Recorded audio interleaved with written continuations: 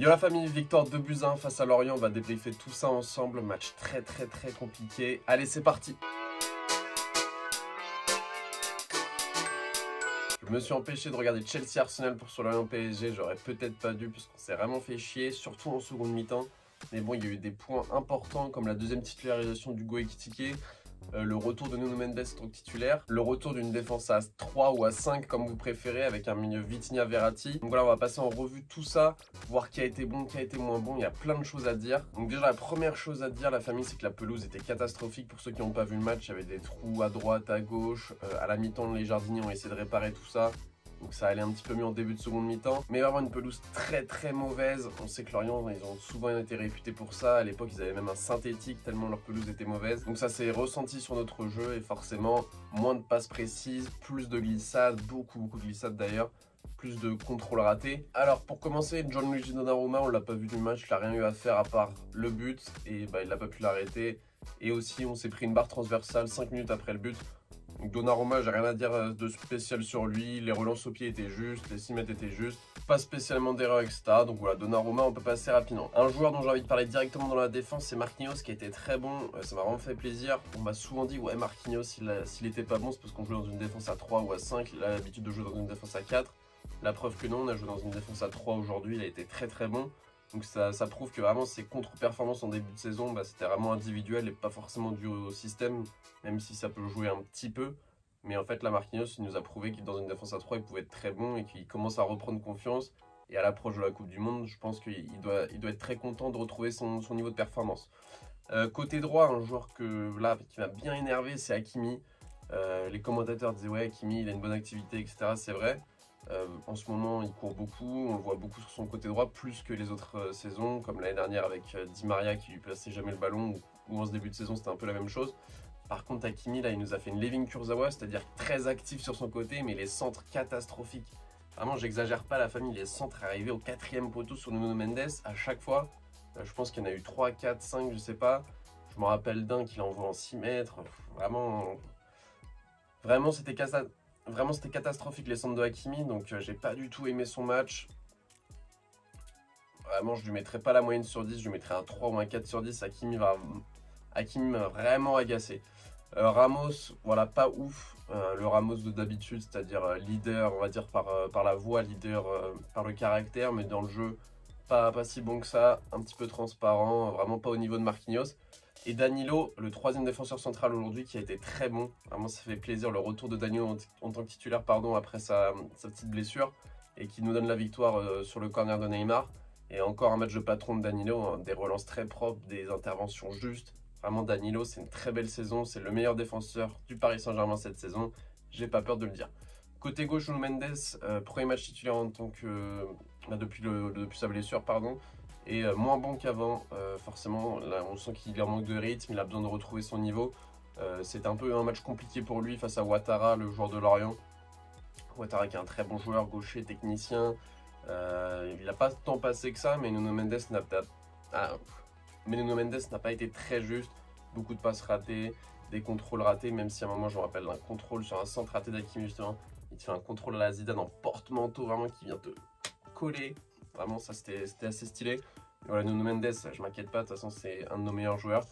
Et il a fait un match plutôt mauvais ou plutôt moyen, on va dire. Au milieu de terrain, on avait Verratti, Vitinha. Verratti, plutôt bon.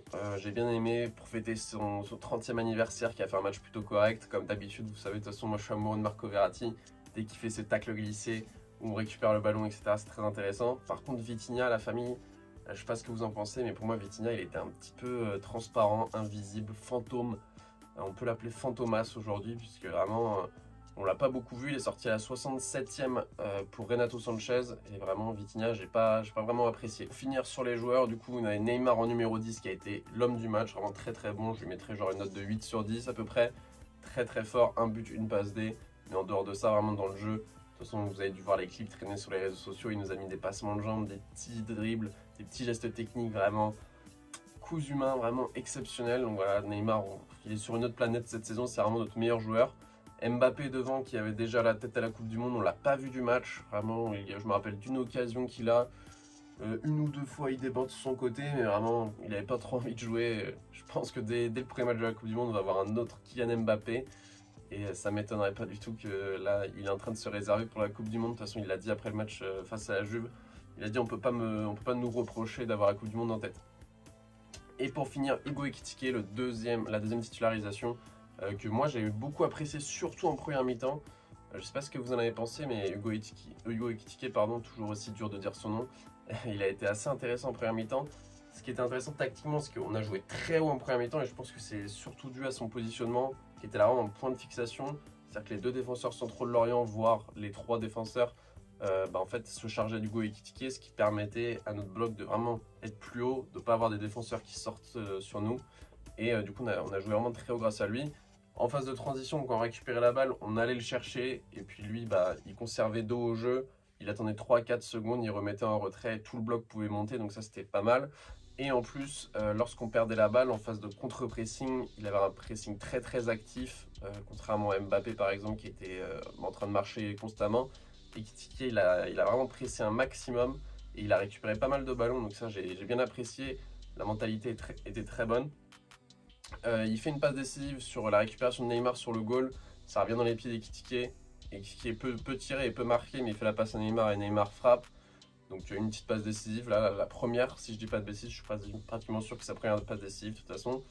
Et par contre, il rate 2 voire 3 occasions, notamment une dans la surface où Neymar lui fait une petite passe en retrait, il la prend pied gauche et ça part juste au-dessus de la lucarne. Ça, voilà, c'est dommage, ça aurait été bien qu'il marque. Bon, moi je leur veux pas, je vois qu'il y en a plein déjà qui sont impatients. Pour moi, c'est une saison de transition pour Ekitike, bien sûr, j'aimerais bien qu'il marque. Hein. Mais pour moi, l'important, c'est vraiment qu'il soit bon dans le jeu. Pas forcément qu'il marque. Du moment qu'il est bon dans le jeu, les buts, ça viendra tôt ou tard. Ça, c'est juste une question de temps. Par contre, être bon dans le jeu, ça, c'est hyper important pour tout simplement le projet collectif. Et s'il marque pas, s'il marque à aucun match et qu'on continue à être invaincu et à gagner nos matchs et à aller gagner la Ligue des Champions, moi, ça me va très bien. Olivier Giroud, on a gagné la Coupe du Monde sans qu'il marque un but, tout le monde était content. Donc voilà, je sais que les buts viendront tôt ou tard, finiront par arriver. Mais pour moi, l'important, c'est vraiment qu'il soit bon dans le jeu.